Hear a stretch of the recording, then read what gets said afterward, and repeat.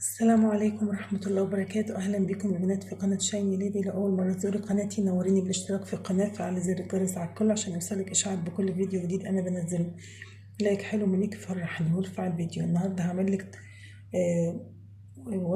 وصفة أعشاب بخاخة نرشها على الشعر صبح وليل مش هنضطر نغسل شعرنا بعدها.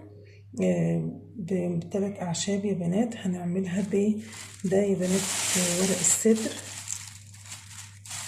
ده ورق السدر اهو يا بنات، بجيبه كده من عند العطار، او ورق النبا اسمه او ورق السدر. هاخد كده حبة كده من ورق السدر بمقدار مثلا معلقة كده من ورق السدر.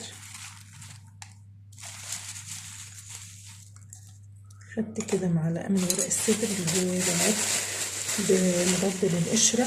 كمان يا بنات ورق السدر بيدي الشعر صحة ونعومة وكمان وكثافة ولمعان، وكمان بيعزز نمو الشعر وبيقلل التساقط، وكمان بيمنع ظهور الشعر الأبيض. ده اللي هو السدر يا بنات.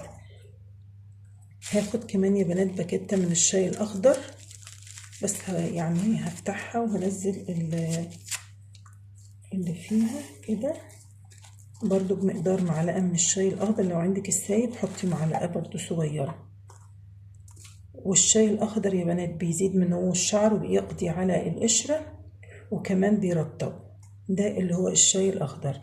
معانا كمان يا بنات الزعتر اللي هو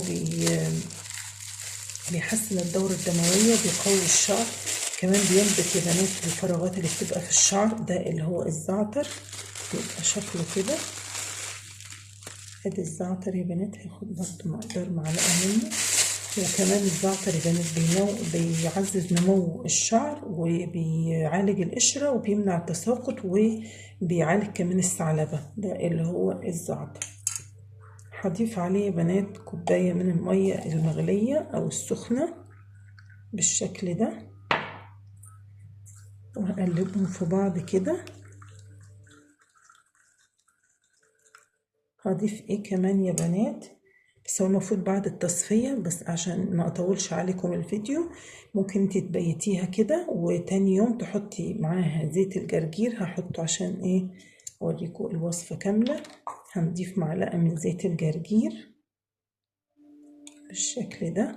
وزيت الجرجير يا بنات بيطيل الشعر، بيمنع التساقط. كمان زيت الجرجير بيقوي الشعر، بيحمي من التلف، وكمان بيقوي بصيلات الشعر. هاخد كمان يا بنات ربع معلقة كده من زيت النعناع اللي بيعزز نمو الشعر. وزيت النعناع كمان يا بنات بيعالج القشرة، وكمان زيت النعناع بيطيل الشعر وبيقلل التساقط وبيعيد إنبات الفراغات اللي بتبقى في الشعر وبيعزز نمو الشعر. ريحة الوصفة تحفة يا بنات، هتبقى يعني علاج، وكمان هتدي ريحة حلوة للشعر، وكمان هتعالج كل مشاكل الشعر.